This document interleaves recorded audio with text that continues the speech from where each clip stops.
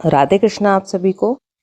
3 साल में एक बार आने वाला परम पुण्य फलदायी पुरुषोत्तम मास, जिसे भगवान ने स्वयं अपना नाम दिया और उसकी महिमा इतनी बढ़ा दी कि 12 महीने उसके सामने छोटे हो गए। जी हाँ, भगवान का प्रिय पुरुषोत्तम मास चल रहा है, जो कि अब अपने अंतिम चरण की ओर है, यानी कि पुरुषोत्तम मास समाप्ति की ओर है।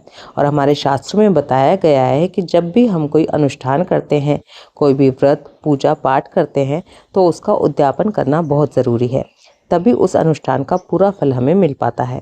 सभी लोगों ने अपनी श्रद्धा और सामर्थ्य के अनुसार पुरुषोत्तम मास का पालन किया है और अब समय है इसका उद्यापन करने का। आज की वीडियो में हम जानेंगे कि पुरुषोत्तम मास का उद्यापन हमें कब और कैसे करना है। तो चलिए बिना देर किए आज की इस वीडियो को शुरू करते हैं।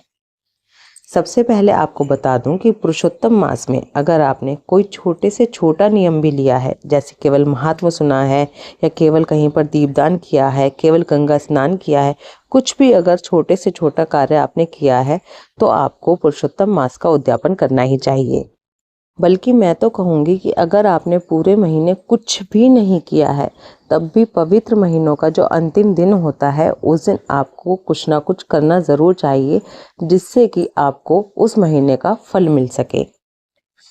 अब देखिए, जब भी कोई पवित्र महीना आता है, जैसे कि कार्तिक मास, वैशाख मास या फिर माघ मास, तो उसका उद्यापन हम महीने के एंड के दिन यानी कि पूर्णिमा तिथि को करते हैं। लेकिन पुरुषोत्तम मास ही एक ऐसा मास है जिसमें पहले पूर्णिमा आती है और बाद में अमावस्या। इसलिए पुरुषोत्तम मास का उद्यापन हम अमावस्या के दिन करेंगे। अमावस्या तिथि जो इस बार 15 जून दिन सोमवार को पड़ रही है। सोमवार के दिन होने के कारण इस अमावस्या का महत्व वैसे ही बहुत अधिक बढ़ गया है। सोमवार के दिन होने के कारण इसे सोमवती अमावस्या कहा जाएगा। अब बात करते हैं उद्यापन की। देखिए, हमने पुरुषोत्तम मास महात्म्यों में भी सुना, शास्त्रों के अनुसार पुरुषोत्तम मास का उद्यापन करने की विधि बहुत ही डिटेल में बताई गई है, जिसमें उद्यापन में स्वर्ण दान, गौदान, अन्नदान, तिल दान, ये सब बताया गया है।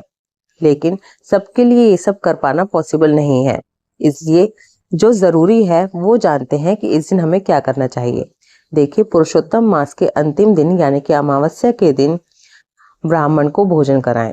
ब्राह्मण को पत्नी सहित भोजन कराएं। आपकी श्रद्धा है कि आप 5, 11 जितने भी ब्राह्मणों को चाहें उतनों को जोड़े से भोजन करवा सकते हैं। अगर ज्यादा पॉसिबल नहीं है तो एक ही जोड़े ब्राह्मण ब्राह्मणी को जिमाएं। आप चाहें तो उन्हें घर पर बुलाकर भी खाना खिला सकते हैं या फिर खाना मंदिर में भिजवा सकते हैं। इसी के साथ ब्राह्मण को तिल दान करें, वस्त्र दान करें, अन्न दान करें, जूता, चप्पल, छाता, खड़ाऊ, अपनी श्रद्धा और सामर्थ्य के अनुसार जो भी आप दान कर सकते हैं वो करें। साथ में दक्षिणा जरूर रखें। दक्षिणा के बिना कोई भी कार्य अधूरा माना जाता है। इसके अलावा जरूरतमंदों को भी अपनी श्रद्धा और सामर्थ्य के अनुसार दान करें। उनको भी आप अन्नदान, वस्त्र दान कर सकते हैं। इस दिन धार्मिक पुस्तकों का दान करना भी बहुत अच्छा होता है, वो भी दान किया जा सकता है।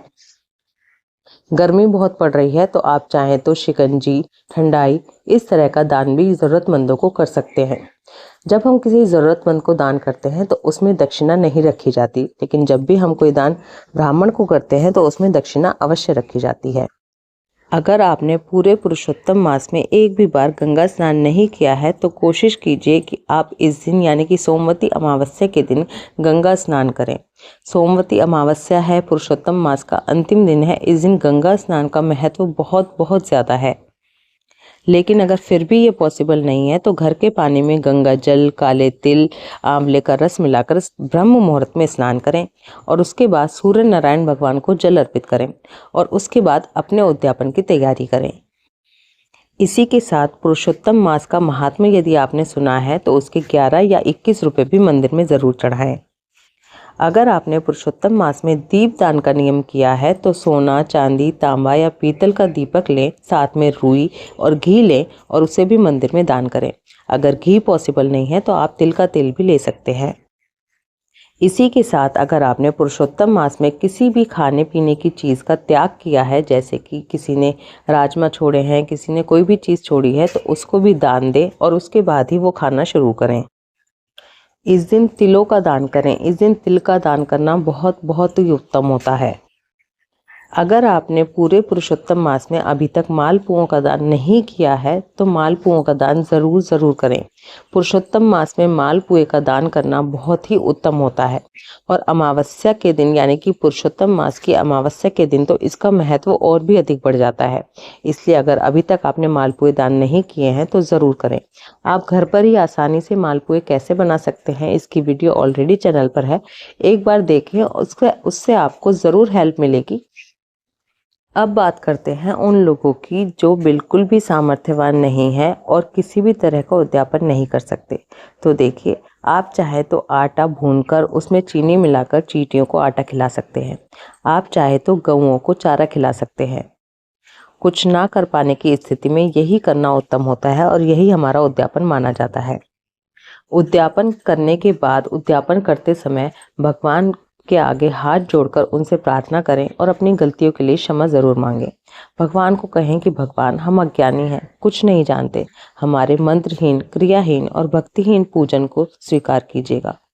जो भी और जैसा भी हमसे बन पड़ा वैसे ही हमने पुरुषोत्तम मास का पालन किया है।